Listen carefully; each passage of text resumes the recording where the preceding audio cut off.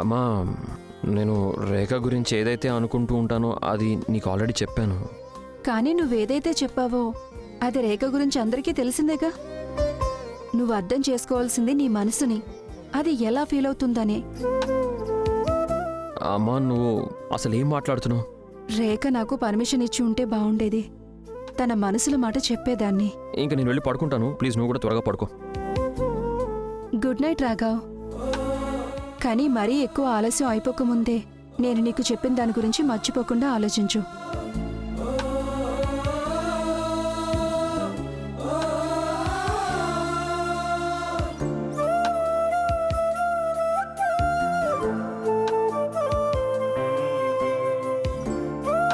Thank you.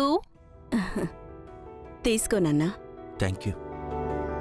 Aunty గారు thank you. అదే సరే ధ్రువ్, నువ్వు నాకొక విషయం చెప్పు. నువ్వు ఓన్సిని మొదటిసారి ఎక్కడ కలిసావు? ఒక్క నిమిషం. పొద్దు పొద్దునే ఏ సంతోషంలో ఇంటర్వ్యూ తీసుకున్నావు? అరే, నేను తన బెస్ట్ని కదా, మరి నాకు కూడా తెలియాలి కదా. చెప్పు. ఎగ్జాక్ట్లీ. నువ్వు తన బెస్టీవి కదా, ఐ మీన్ బెస్టీవి కదా, మరి నీకే తెలిసుండాలి కదా. స్మిత, నేను ఉన్నతి ఫస్ట్ టైం కాలేజీలో కలిసాం. ఆ తర్వాత తనతో ప్రేమలో పడ్డావు. తర్వాత తన గురించి ఏం తెలియకుండానే పెళ్లి చేసేసుకున్నావు. లేదు, యాక్చువల్లీ విషయం వేరే ఉంది. స్మిత, ఒక్క నిమిషం. నువ్వు ఇంత డీటెయిల్గా చెప్పాల్సిన అవసరం లేదు. బబ్లీ, మేము కాలేజీలో కలిసాం అండ్ తర్వాత మేము పెళ్లి చేసుకున్నాం. అంటే దీని అర్థం ప్రేమ గీమ లాంటి యాంగిల్ ఏమీ లేదన్నమాట. ఇప్పుడు వాటి అవసరం ఏముందిలే. అవసరం ఉంది. మనం ఇప్పుడు ఎవరినైనా నమ్ముతున్నామంటే ఆ బంధంలో నమ్మకం చాలా ముఖ్యమనే కదా, అవునా? కానీ ఎవరినైనా పెళ్లి చేసుకోబోతున్నామంటే వాళ్ళ గురించి ఎంక్వైరీ చేసి అన్ని విషయాలు తెలుసుకుంటాం కదా. నేనెవరైనా పెళ్లి చేసుకోవాలనుకుంటే నేను వాళ్ళ జాతకం మొత్తం పూర్తిగా తెలుసుకుంటాను. నువ్వు అడుగుతున్నావా లేక చెప్తున్నావా? నువ్వు అడుగుతున్నావు కాబట్టి నేను చెప్పేస్తాను. అసలు విషయం ఏంటి అంటే నేను సారీ. ఐ హోప్ నువ్వెవరిని డిస్టర్బ్ చేయట్లేదు కదా. అరే లేదు లేదు, అసలేం డిస్టర్బ్ చేయట్లేదు. నేను ఇక్కడ నీ గురించే మాట్లాడుతున్నాను. నీకు తెలుసా? వావ్, నువ్వేదైనా చెప్పడానికి ముందు అందరికీ నేను ఒకటి చెప్పాలనుకుంటున్నాను. బబ్లీ, ఈ డ్రెస్ నువ్వే ఉంచుకో. నిజంగానా? కానీ నువ్వే అన్నావు కదా ధ్రువ్ తెచ్చిందేది నాకు ఇవ్వటం ఇష్టం లేదు అని. అవును, నేను అదే అనుకున్నాను. కానీ నేను దానాలు ధర్మాలు చేస్తూనే ఉన్నాను కాబట్టి మరి వాటి ప్రభావం నా డియర్ హస్బెండ్ మీద కూడా పడుతుంది కదా. మరి తనేదైనా దానం, ఐ మీన్ గిఫ్ట్ ఇవ్వాలి అనుకుంటే మరి నేనెందుకు కాదనాలి? కానీ ఉన్నతి. అరే చిన్నత్తయ్య, నిన్నటి సంగతి వదిలేయండి. నేను ఈ డ్రెస్ కూడా వదిలేయాలి. అయినా నేను నా బేబీ రోజు మీ నుంచి ఏదో ఒకటి నేర్చుకుంటూనే ఉన్నాము. సో మీరే ఒకటి అనుకోండి, నేను నా బేబీ పేదవాళ్ళకి దానం చేయడం నేర్చుకుంటున్నాము అని. సో ఈ డ్రెస్ ని బబ్లీ నువ్వే ఉంచుకో ప్లీజ్. వద్దు అనకు, లేదంటే నా హార్ట్ బ్రేక్ అయిపోతుంది.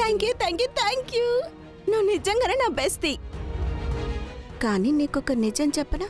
ఒక్క డ్రెస్ కోసం నేను ధ్రువికి నీ గురించి నిజం ఏం చెప్పేయంలే. కానీ చూస్తుంటే నేను నిన్ను ఫూల్ చేసినట్టుగా ఉంది.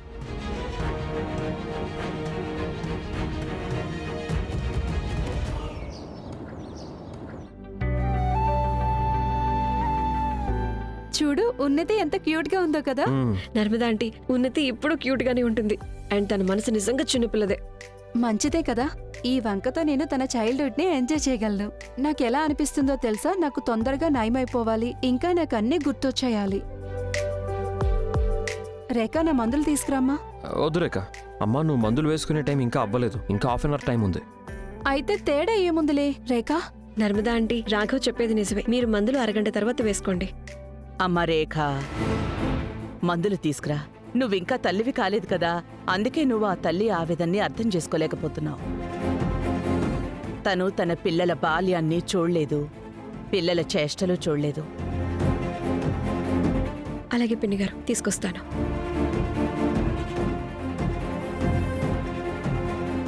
మంచి పనికి ఆలస్యం ఎందుకు? నర్మదకి తొందరగా మందులు వేసే రేఖ. దాంతో తనకి ఎప్పటికీ గతం గుర్తుకు రాకుండా ఉంటుంది.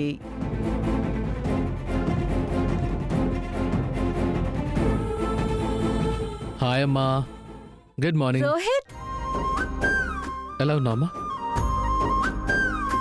నువ్వు దాబా నుంచి పరోటా తీసుకొచ్చావు కదా. ఎస్, ట్యూస్డే అయ్యుండి మనం అక్కడి పరాటాలు తినకపోవటం ఎలా అవుతుంది చెప్పు? హాయ్. అరే, రాఘవ్ సూర్యవంశీ చెయ్యి చాపాడా చెయ్యి కలపడానికి. విషయం ఏంటి? చేతికి విషం పూసుకున్నావా లేక దురదొచ్చే పౌడర్ ఏమన్నానా? అంటే జస్ట్ అడుగుతున్నాను. చేతులు కలపాలా లేక దూరం నుంచే నమస్తే అని చెప్పాలా? రోహిత్, సరదాగా అన్నానులేమ్మా. ఇప్పుడు మిస్అండర్స్టాండింగ్స్ దూరం చేసుకుంటున్నాం కాబట్టి మనం చేతులు కలపడం దేనికి? హక్ చేసుకుందామా?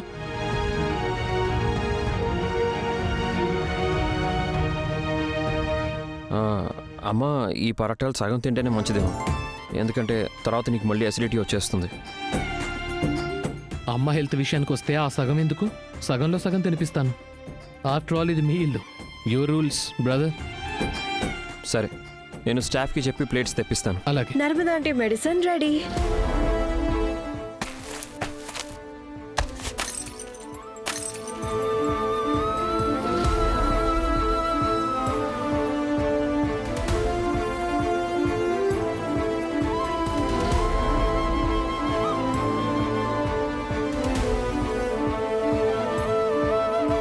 అయ్యి ఓకే?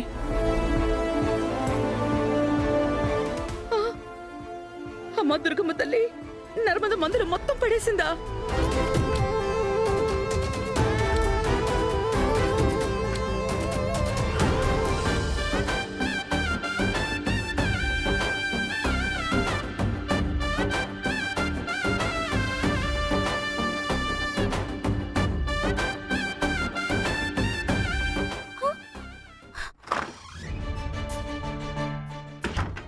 హున్స్, ఓప్స్, నీకు డిఫెక్టివ్ పీస్ వచ్చిందా? I'm very sorry Bubbly. అంటే దీని అర్థం ఇది నువ్వే చేసావు, అది కూడా కావాలనే కదా? నువ్వు నాకు అబద్ధం చెప్పావు కదా, నువ్వు నా రహస్యం అందరికీ చెప్పేస్తాను అని. సో నేను నీకు ఒక అబద్ధం చెప్పాను, ఇది ద్రోవ్ ఇచ్చిన అదే డ్రెస్ అని. దీన్నే అంటారు TET for tat. Doodles.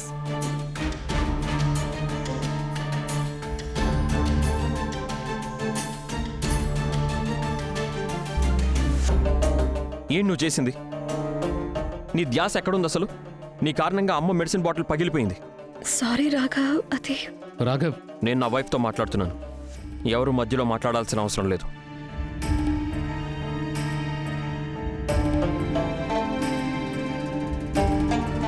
It's okay Raghav. నేను డాక్టర్కి చెప్పి కొత్త బాటిల్స్ తెప్పిస్తాను, ఏం పర్లేదు. నేను నిన్ను మంచి మనిషి అనుకోవటంలో కొంచెం తొందరపడ్డట్టున్నాను. నువ్వొక నంబర్ 1 పొగరబోతువి. నీకు అందరి మీద కోపడ్డం మాత్రమే వచ్చు. ఇదేనా నీ వైఫ్తో మాట్లాడే పద్ధతి? రోహిత్, ప్లీజ్ విషయాన్ని పెద్ద చేయొద్దు.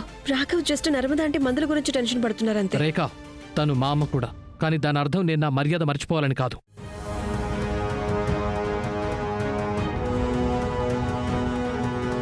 నీకు మందులే కనిపిస్తున్నాయా? కానీ రేఖ పడిపోవడం కాదా?